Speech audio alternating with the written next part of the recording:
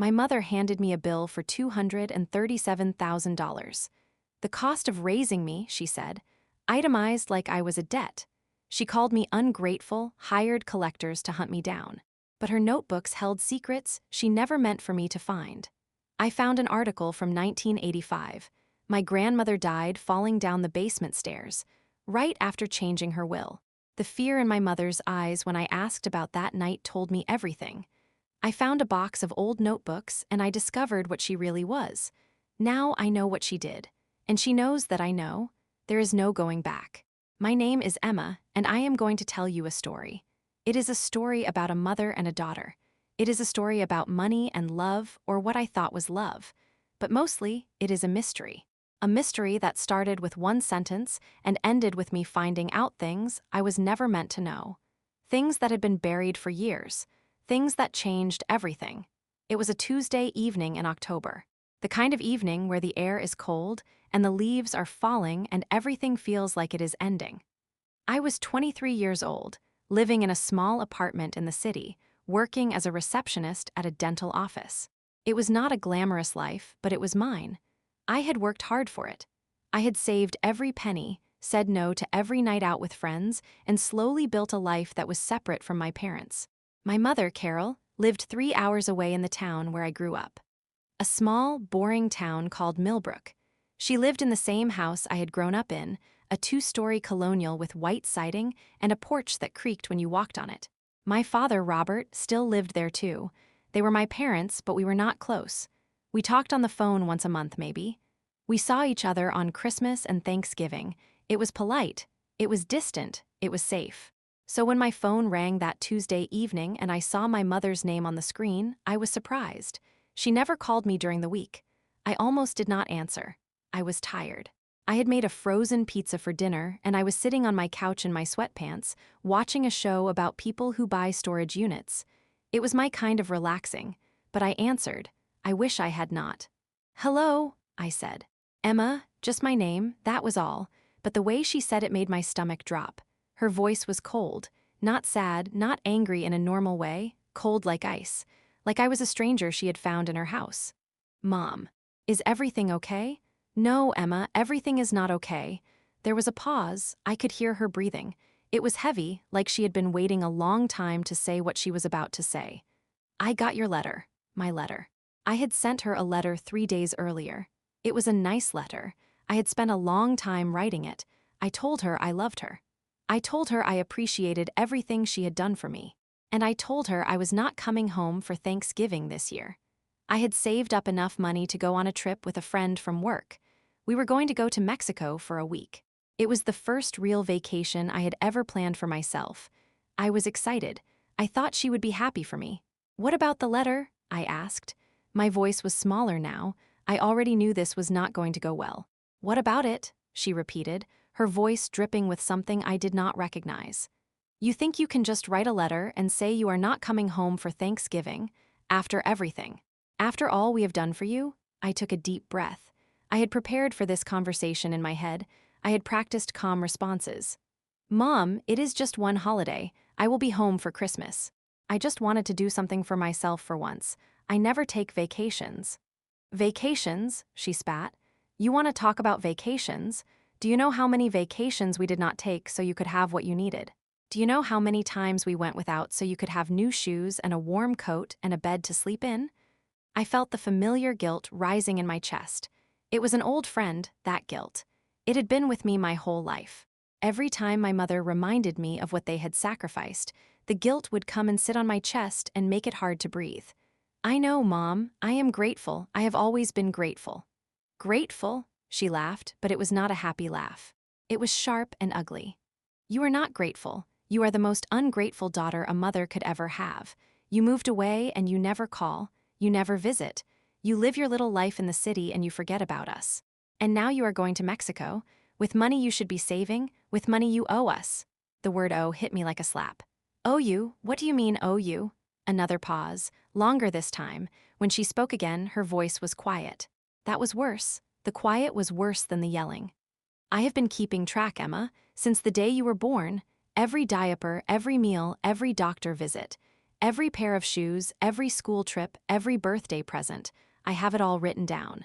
Do you know how much it costs to raise a child these days? Do you have any idea? My hand was shaking. I put the phone on speaker and set it on the coffee table so I could hold my hands together to stop them from trembling. Mom, what are you talking about? I am talking about the money you owe us. $237,000. That is what we spent on you. That is what you took from us. And now you are going to Mexico while we sit here in this empty house, getting older, getting sicker, getting nothing from you but a letter saying you are too busy to come home for Thanksgiving. I could not breathe. $237,000. The number was so big it did not feel real. It felt like a joke, but my mother did not make jokes, not like this. Mom, you cannot be serious. You cannot expect me to pay you back for raising me. That is not how it works. You chose to have me. That was your choice. My choice? Her voice rose, finally cracking with emotion. My choice? I gave up everything for you. My body, my youth, my dreams. I stayed in that miserable town, in that miserable house, with your father who has never been anything but a disappointment, and I did it all for you. And this is the thanks I get? You owe me, Emma. You owe me every penny, and I want it back. The line went dead. I sat on my couch for a long time. The show about storage units played on, people finding old toys and worthless junk, getting excited about nothing. I stared at the screen, but I did not see it. I saw my mother's face. I heard her voice. $237,000. The next few weeks were a nightmare. At first, I tried to ignore it. I told myself she was just angry. She would calm down. She would call back and apologize, and we would pretend it never happened. But she did not call. And then the letters started coming. The first one was handwritten, on stationery I remembered from my childhood. It had little flowers in the corner. My mother had always loved that stationery. She used it to write thank you notes and birthday cards. Now she used it to send me an itemized bill. Diapers, 0-2 years. $1,200 formula and baby food, 0-2 years. $2,500 clothing, 0-18 years. $15,000 medical expenses, including braces. $12,000 education, public school supplies and activities. $8,000 college expenses, 2 years at community college before you dropped out. $18,000 room and board, 0-22 years. $150,000 miscellaneous. $30,000 total. $236,700 with interest estimated. $237,000. It went on for 3 pages. 3 pages of my life reduced to numbers. My childhood itemized like a grocery receipt. She had kept track. All those years, while I was growing up, while I was playing in the backyard and learning to ride a bike and crying over boys who broke my heart, she was keeping track. Writing it all down, adding it up. The second letter came from a lawyer, a real lawyer with an office in Millbrook. The letter said I was being formally notified of a debt owed to Carol and Robert Sterling.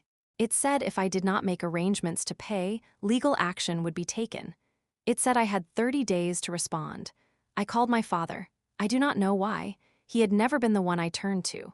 He was always quiet, always in the background, always letting my mother make the decisions. But I called him anyway, hoping he would tell me this was all a mistake, that my mother was not well, that he would fix it.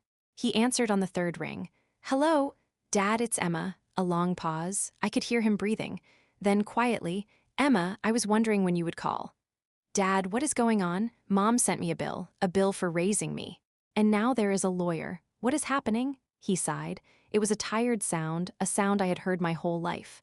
"Emma, your mother she is set on this. I cannot change her mind. I have tried." "You have tried? That is all you have to say." "She is trying to sue me, Dad, her own daughter, for $237,000. How is that possible? How did she even keep track of all this?" "She has always kept track," he said. "She has notebooks. Going back years, she puts everything in those notebooks." Notebooks? My mother had notebooks. I remembered them. When I was a child, she had a special drawer in the kitchen where she kept them. Spiral notebooks, different colors, filled with her handwriting. I never knew what was in them. I never asked. "Dad, I need you to help me. Talk to her. Make her stop." "I cannot, Emma. I am sorry. She is not the same. Something happened." A few months ago, she started going through those old notebooks. She got obsessed. She would stay up all night, adding numbers, muttering to herself. I tried to tell her it was crazy, but she would not listen. She said you owed us. She said you took everything and gave nothing back. I felt tears burning in my eyes. That is not true. I have always been grateful. I have always tried to be a good daughter. I know, sweetheart. I know, his voice cracked just a little. But I cannot stop her. I never could. I hung up the phone and I cried. I cried for a long time. I cried for the childhood I thought I had, the one where my parents loved me unconditionally. I cried for the mother I thought I knew, the one who kissed my scraped knees and tucked me into bed. I cried because I was alone and scared, and $237,000 in debt to the people who were supposed to love me most. But after the crying was done, something else started to grow inside me. It was small at first, just a tiny spark. But it grew, it was anger, and underneath the anger there was something else, curiosity. She had notebooks. Notebooks full of numbers, going back years. Notebooks she kept in a special drawer. Notebooks she was now obsessed with. What else was in those notebooks? The idea came to me slowly, like a picture developing in darkroom liquid. If she could investigate me, if she could dig through her records and find every penny she ever spent on me, then I could investigate her. I could find out why. I could find out what really happened to make my mother turn on me like this. I could find out the truth. It was not about the money anymore. It was about the mystery. I took a week off work. I told my boss there was a family emergency. It was not a lie. I drove the 3 hours to Millbrook. I did not tell my parents I was coming. I parked my car down the street from their house and I watched. The house looked the same. White siding, green shutters, a porch with a swing that had been there since I was a child. My mother's car was in the driveway. My father's truck was parked on the street. They were home. I waited until dark. Then I got out of my car and I walked around to the back of the house. The backyard was overgrown. My father used to take care of it, mowing the grass every weekend, planting flowers in the spring. Now the grass was knee-high and the flower beds were full of weeds. It made my heart hurt to see it. The back door had a lock I knew how to pick. I had learned when I was 16, sneaking out to meet a boy my mother did not like. I had not done it in years, but my fingers remembered. The lock clicked open and I stepped inside. The kitchen was dark. I stood still for a moment, listening. I could hear the television in the living room, my father's shows, the ones about history and nature. I could hear my mother's voice, faint, talking to someone, probably on the phone. I moved through the kitchen quietly, my footsteps silent on the linoleum. The drawer. The special drawer where my mother kept her notebooks. It was next to the refrigerator, the one with the wooden handle that was slightly loose. I had opened that drawer 1,000 times as a child, looking for pens and scissors and rubber bands. I never knew what else was in there. I pulled it open slowly. It made a small sound, a creak, but the television was loud enough to cover it. Inside there were notebooks, dozens of them, stacked neatly, organized by color and size. I pulled one out. It was blue, the color of the sky in summer. I opened it. The handwriting was my mother's, neat and small, filling every line. Dates at the top of each page, expenses listed in columns, but it was not just money, there were other things too. Emma cried for 3 hours today. Colic, doctor said it is normal. Cost of doctor visit, $85. Copay, $20, gas to get there, $4. Emma took first steps today, fell and hit her head. Urgent care visit, $120. Ice cream to make her feel better, $3. Emma started kindergarten. Bought new clothes, $65. School supplies, $28. Lunch money for the month, $40. Page after page, year after year. My entire life documented in my mother's perfect handwriting. But as I kept reading, I noticed something strange. The entries changed over time. At first, they were just records, neutral, factual, but as the years went on, little comments started appearing. Comments that made my blood run cold. Emma is so difficult, always wants things. Never satisfied. Emma broke her arm, slipped on the stairs, cost $450. She said it was an accident, but I am not sure. She is always so careless. Emma got straight A's on her report card. She wanted to go to the mall to celebrate. I told her no, she is already too spoiled. I kept reading, my hands shaking. The notebooks were not just records of expenses. They were a diary of my mother's growing resentment. Every mistake I made, every cost I incurred, every moment of joy I had, she wrote it down. And she judged me for it. I heard a sound. Footsteps coming toward the kitchen. I shoved the notebook back in the drawer and pushed it closed, then slipped behind the pantry door. I held my breath. The kitchen light flicked on. Through the crack in the pantry door, I saw my mother. She looked older than I remembered. Thinner. Her hair was gray and unwashed, pulled back in a messy bun. She was wearing a bathrobe, even though it was only 8 o'clock at night. She opened the refrigerator and stood there, staring inside, not moving. After a long moment, she closed the refrigerator and opened the freezer. She took out a pint of ice cream and a spoon, then she walked to the drawer. My drawer, the one with the notebooks. She pulled it open and stood there, looking down at the stack. I was terrified she would notice something out of place, that one of the notebooks was not exactly where she left it. But she just stared for a moment, then closed the drawer and walked out of the kitchen, back toward the living room. I waited until I could not hear her anymore.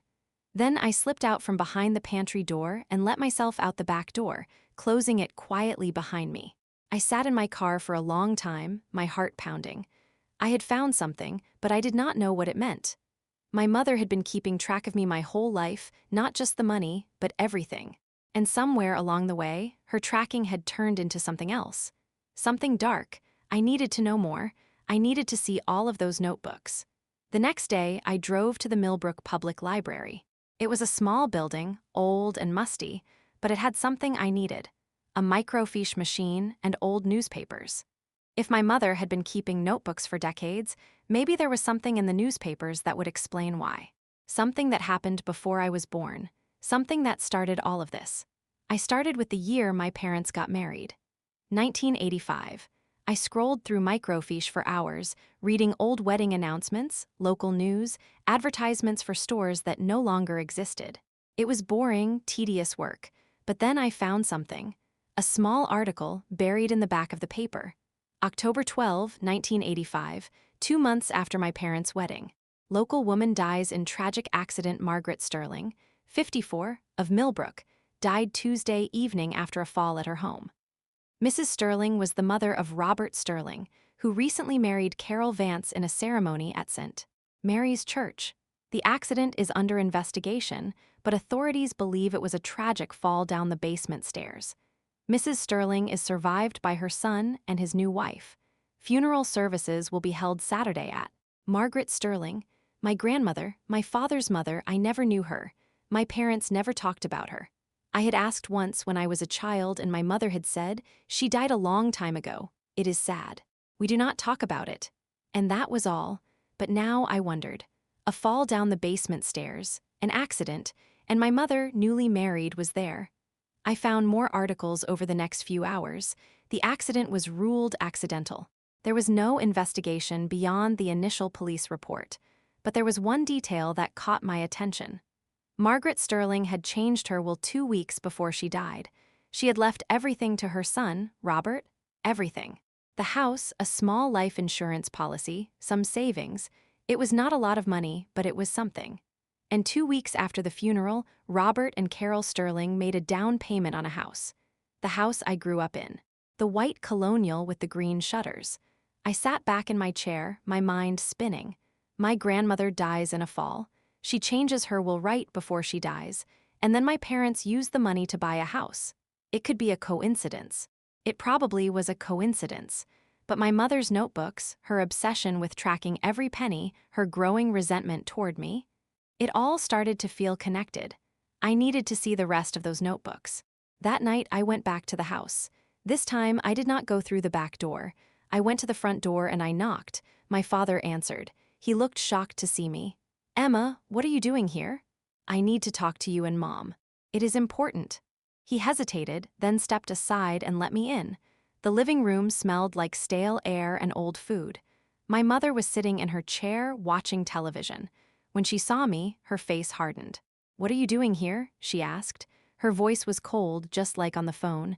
"I came to talk about the money." "There is nothing to talk about. You owe us. Pay it or face the consequences." I sat down on the couch across from her. My father stood in the doorway, hovering, uncertain. I have been doing some research, I said, about Grandma Margaret, about how she died. For just a second, something flickered in my mother's eyes. Fear, anger. It was there and gone so fast I almost missed it. That was a long time ago, she said. It has nothing to do with you. I think it does. I think it has everything to do with me, with why you have been keeping notebooks all these years, with why you are so obsessed with what I owe you. My father made a small sound like a gasp. My mother shot him a look that could kill. Get out, she said. Get out of my house. Not until I get answers. What happened to Grandma Margaret? Did she really fall, or was she pushed? My mother stood up. Her face was pale, but her eyes were blazing. You have no right to come into my house and accuse me of anything. I gave you everything, everything. And this is how you repay me? With lies and accusations? I am not accusing, I am asking, because something does not add up. She changed her will 2 weeks before she died, and then you bought this house. That is quite a coincidence. Coincidences happen, my mother said, but her voice was shaking now. Do they? And the notebooks? You have been keeping track of every penny you spent on me since I was born. But it is more than that, is not it? You wrote down everything. How I cried, how I fell, how I asked for things. You judged me for being a child, for being alive. My mother did not answer. She just stood there, staring at me. Behind her, my father had slumped against the doorframe, his face gray. I want to see the rest of the notebooks, I said. All of them. No, I can get a court order. If you are going to sue me for money, I can sue you right back. I can demand to see all of your records, every notebook. And then we will see what a judge thinks about a mother who keeps a diary of her daughter's entire life, filled with little comments about how difficult and ungrateful she is. My mother laughed. It was a terrible sound, hollow and broken. You think a judge will care about that? You think anyone will care? I think they will care about Grandma Margaret. I think they will care about a woman who died falling down the basement stairs 2 weeks after changing her will. I think they will care about the timing, about the money, about everything. The room was silent. The television played on, muted, people moving silently across the screen. My mother looked at me for a long moment. Then she did something I did not expect. She sat back down in her chair. You want to see the notebooks, she said. Fine, you want to know the truth. Fine, but you will not like what you find. She pointed to the hallway. In the back of my closet, there is a box. Bring it here. I went to her bedroom. It smelled like her, like lavender and something else, something musty and old. I opened the closet. In the back, behind her shoes, there was a cardboard box. I pulled it out and carried it to the living room. The box was full of notebooks, more than I had seen in the drawer. These were older, worn, the covers faded. I pulled one out and opened it. The handwriting was different, looser, less controlled. And the dates were from before I was born. May 3, 1985, married Robert today. It was a small ceremony. His mother did not approve. She thinks I am not good enough for her precious son. She did not even smile during the pictures. I hate her. June 15, 1985. Margaret came over today. She criticized everything. The way I keep house, the way I cook. She said Robert deserves better. I wanted to scream. I wanted to push her down the stairs. I looked up at my mother. She was watching me, her face expressionless. Keep reading, she said. July 20, 1985. Margaret is changing her will. She told Robert she is leaving everything to him. She does not know I was listening at the door. She does not know I have a plan. October 10, 1985. 2 days. 2 days until it is done. I have it all planned. She will be alone. She will be at the top of the stairs. One push. That is all it takes, and then we will have everything.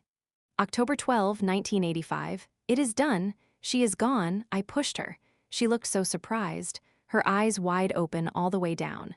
And now it is over. We have the house. We have the money, and no one knows. I could not breathe. I dropped the notebook like it was on fire. My mother sat in her chair, watching me, a small smile on her face. Now you know, she said. Now you know what kind of person I am, what kind of mother you have. My father was crying, silent tears running down his face. He had known, all these years he had known. Why? I whispered. Why are you telling me this? Because you wanted the truth, because you wanted to know why I keep notebooks, because you wanted to understand. She leaned forward, her eyes bright and terrible. I have always kept track, Emma, of everything. Every penny, every crime, every sin. It is the only way to stay in control. The only way to make sure no one can hurt me. Did you ever love me? The question came out before I could stop it, small and broken. My mother tilted her head, considering. I do not know, I tried, I really did. But every time I looked at you, I saw her. Margaret, you have her eyes. The same color, the same shape. And I would think about what I did, and I would wonder if you would find out someday, if you would be the one to expose me. So you kept track of me, every expense, every mistake. So you could destroy me if I ever got too close. Yes, she said it simply, without shame. It was insurance, and now here you are, too close. I stood up. My legs were shaking, but I forced myself to stand. I am going to the police. My mother laughed again, that hollow, broken sound. With what? A notebook that could have been written by anyone? I will deny it. I will say you forged it. I will say you are angry about the money, and you made it all up. And who will they believe? A respected woman in the community, or a daughter who owes her parents $250,000? She had a point, the notebook was old. It could have been written by anyone. There was no proof, no witnesses, just her confession, which she would never repeat outside this room. I will find proof, I said. There has to be something. Maybe there is.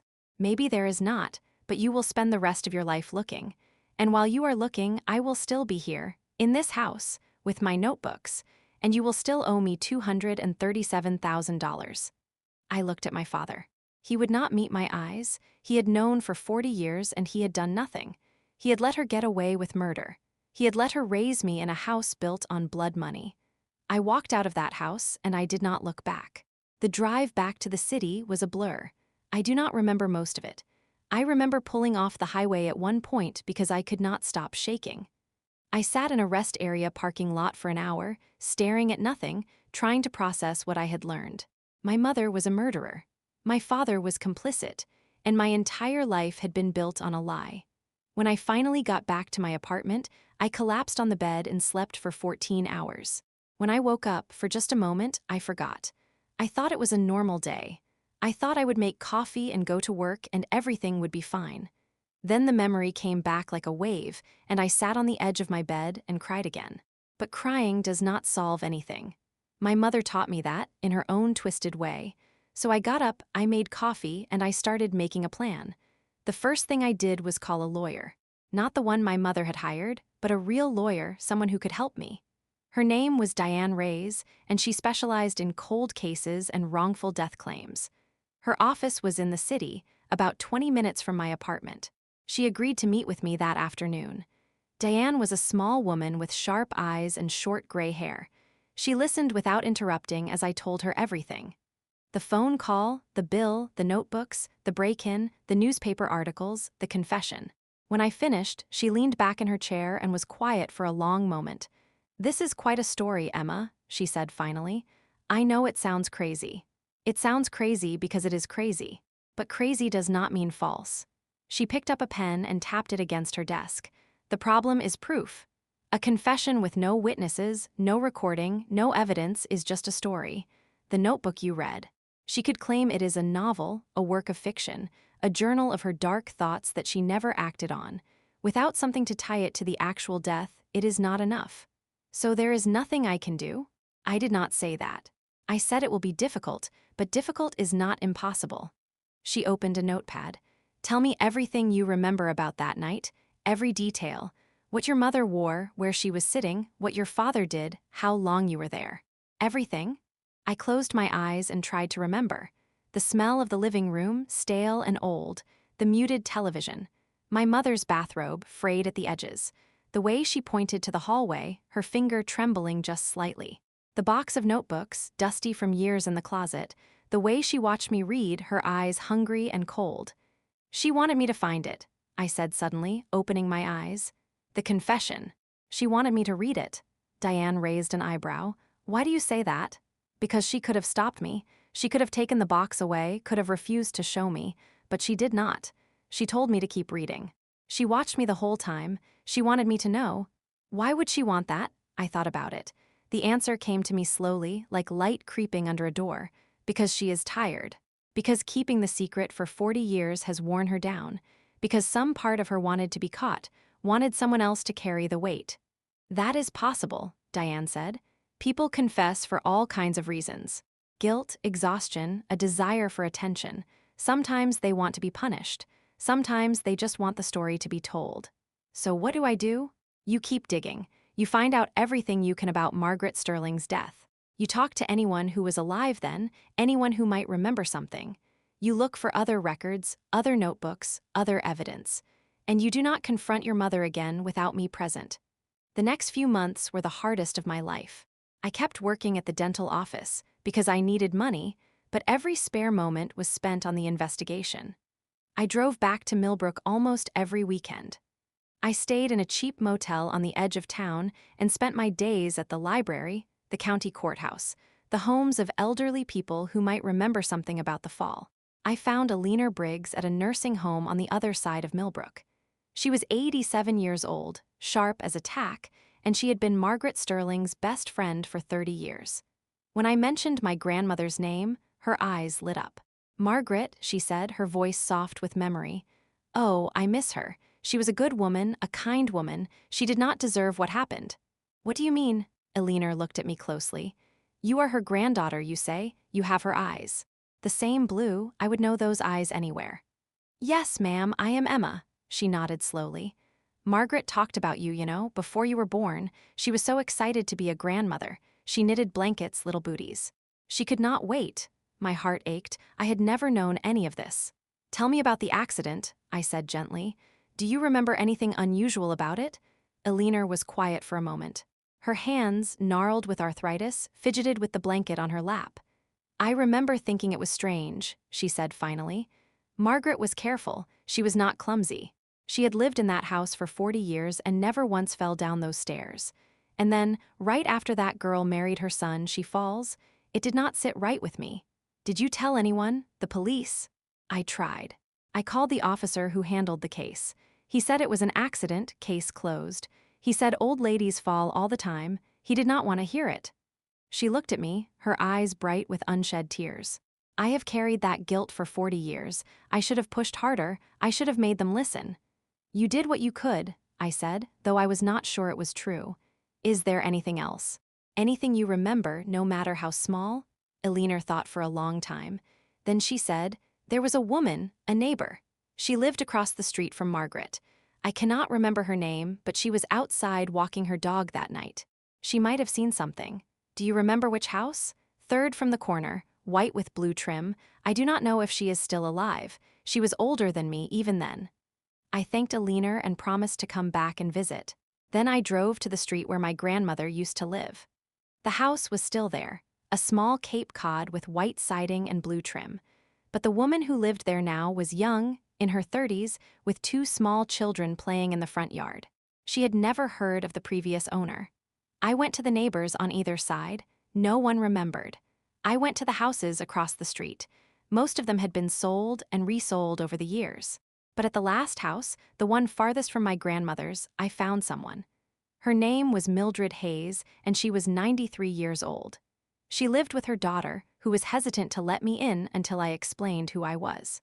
Then her eyes softened and she opened the door. "My mother does not get many visitors," the daughter said.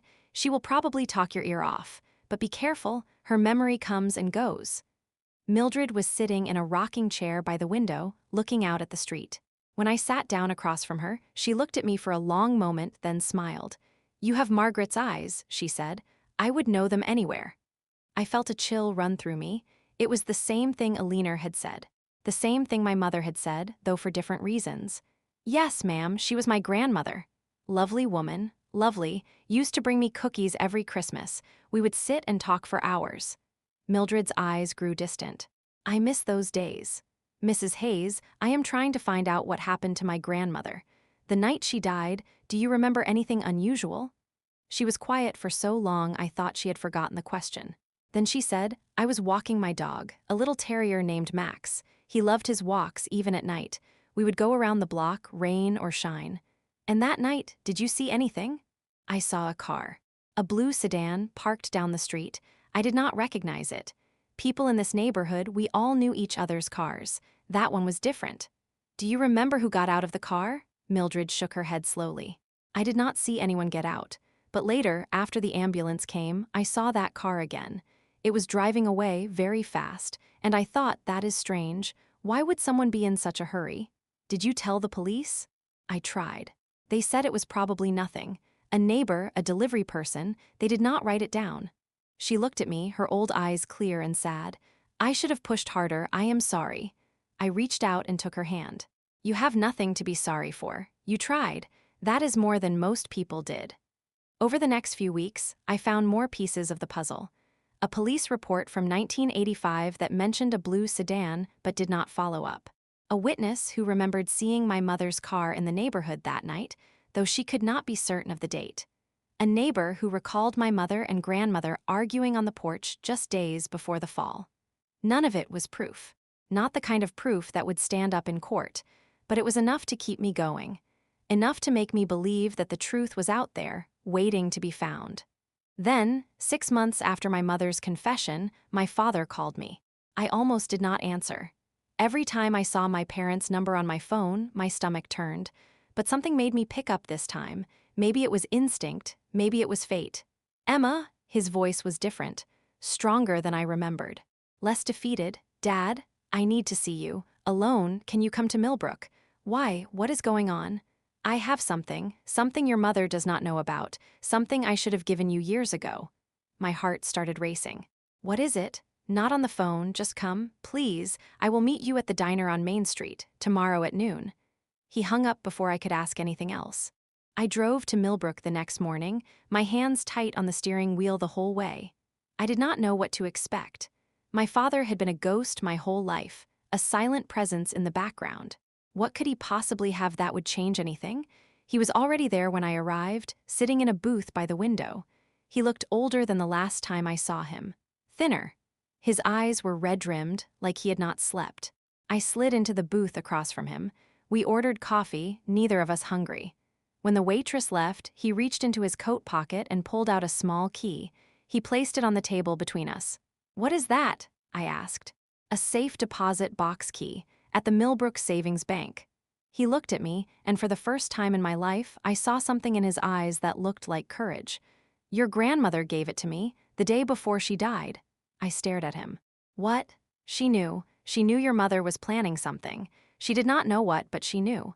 So she took some things, important things, and she put them in a safe deposit box. She gave me the key and made me promise not to open it unless something happened to her. And something did happen to her. Yes. His voice cracked. The next day, she was dead, and I was too much of a coward to do anything about it. I kept the key all these years. I hid it from your mother. I never opened the box because I was afraid of what I would find, afraid it would prove what I already knew. Why now? Why give it to me now? He looked at me, and there were tears in his eyes. Because you are braver than I ever was, because you deserve to know the truth, because maybe, with what is in that box, you can finally get justice for your grandmother. And maybe, just maybe, you can forgive me for being too weak to do it myself. I picked up the key. It was small and cold in my hand. Will you come with me, to the bank? He shook his head. I cannot. Your mother will wonder where I am, but you go. The box is in your grandmother's name. You are her granddaughter. They will let you open it. I left the diner and drove straight to the bank. My hands were shaking as I handed the key to the teller. She looked at it, then at me, then nodded and led me to a small room in the back. The box was smaller than I expected. Metal, gray, unremarkable. I carried it to the table and sat down, my heart pounding so hard I could hear it in my ears. I opened the box. Inside, there were letters, dozens of them, tied with a ribbon. There was a photograph of a young man in a military uniform, my father, I realized, before he met my mother. There was a small jewelry box with a gold locket inside, and there was a tape recorder. One of those old ones, with a cassette tape still inside. I picked up the letters first. They were from my grandmother to my father, written over many years. They were full of love and worry and hope. They talked about his childhood, his dreams, his future. And in the later ones, they talked about Carol. I do not trust her, Robert. There is something about her that makes me uneasy. She looks at me with such cold eyes. Be careful, my son, be very careful. Another letter, dated just weeks before her death. She was here again today. She asked about the will. I told her it was none of her business. The look she gave me, Robert, I have never seen such hate in a person's eyes. I am afraid. I am actually afraid of what she might do. I put the letters aside and picked up the tape recorder. My finger hovered over the play button. I did not know what I would hear. I did not know if I was ready. I pressed play. The sound that came out was old and scratchy, but the voice was clear. My grandmother's voice. I had never heard it before, but I knew it instantly. It was warm and kind, with a slight tremor of age. Robert, my darling son, if you are listening to this, then I am gone. And if I am gone, it was not an accident. I am sorry to put this burden on you, but I have no one else. I need you to know the truth. Your wife, Carol, she is not what she seems. I have seen the way she looks at me. I have heard the things she mutters under her breath when she thinks no one is listening. She wants me dead, Robert. She wants what I have, and I am afraid she will do something terrible to get it. I went to the police. They said there was nothing they could do. No crime has been committed, they said. Come back if something happens. So I am leaving this tape for you so you will know, so you will not blame yourself. I love you, my son, I always have. And I love the child you will have someday, the little one I will never get to hold. Tell them about me. Tell them I loved them before they were even born. Tell them. The tape cut off. I sat in that small room, holding the recorder, tears streaming down my face. My grandmother had known. She had known what my mother was planning, and she had tried to protect herself. But it was not enough. I rewound the tape and listened again. And this time, I noticed something I had missed before.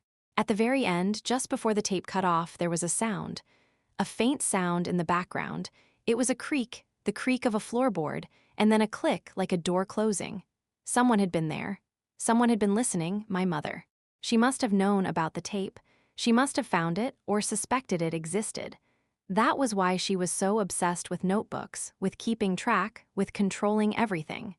She was trying to control the narrative, trying to make sure no one ever found out the truth, but she had missed one thing.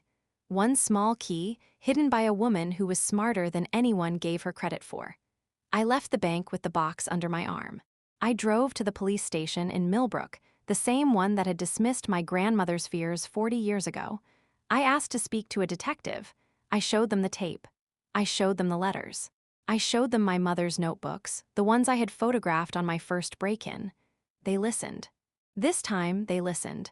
The investigation took months. They brought in forensic experts to analyze the tape to confirm it was authentic. They interviewed Mildred Hayes and Alina Briggs and everyone else I had found.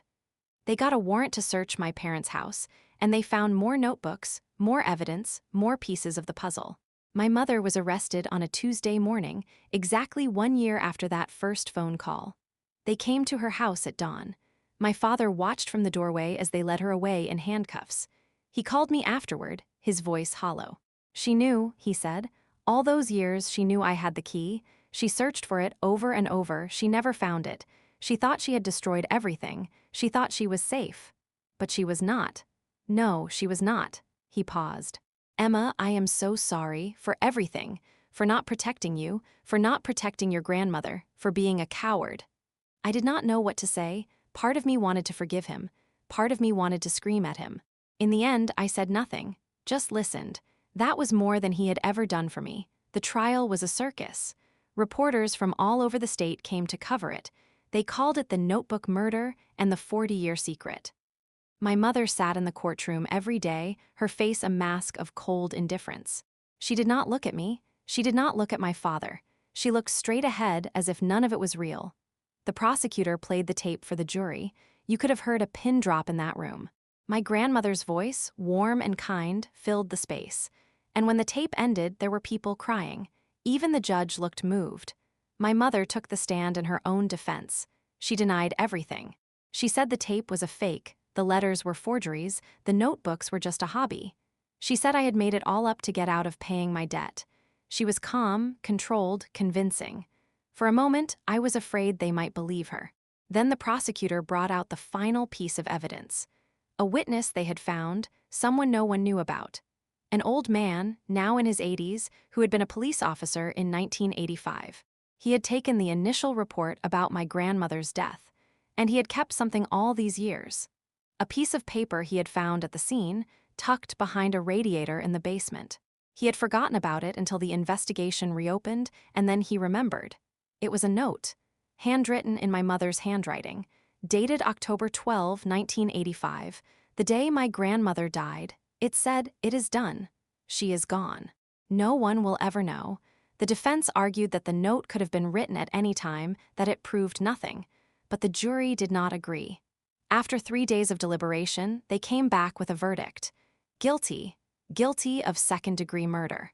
My mother was sentenced to 25 years to life. She did not react when the judge read the sentence. She just stood there, her face expressionless, as they led her away in handcuffs. But at the door, she turned and looked at me.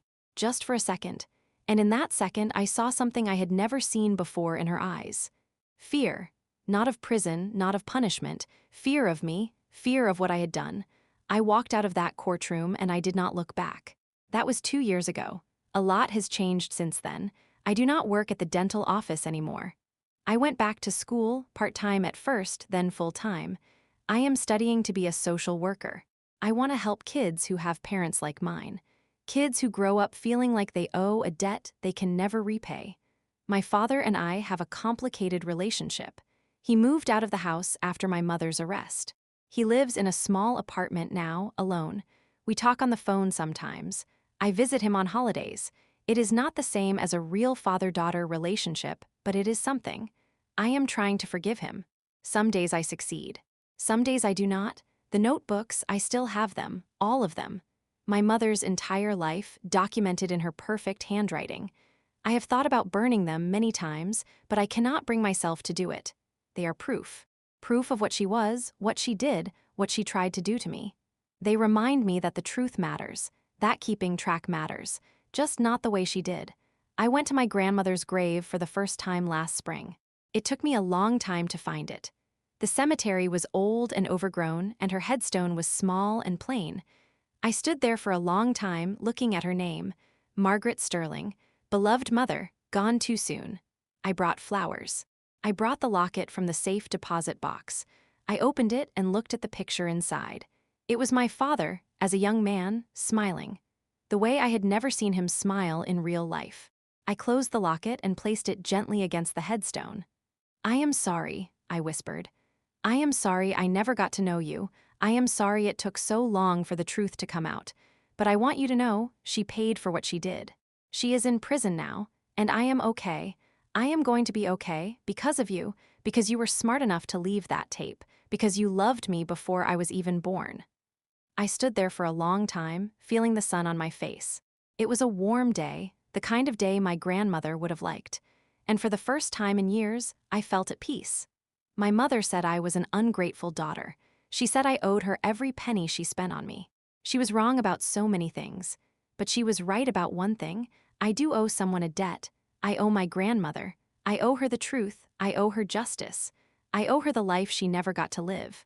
And I will spend the rest of my life paying that debt. Not with money, with something much more valuable.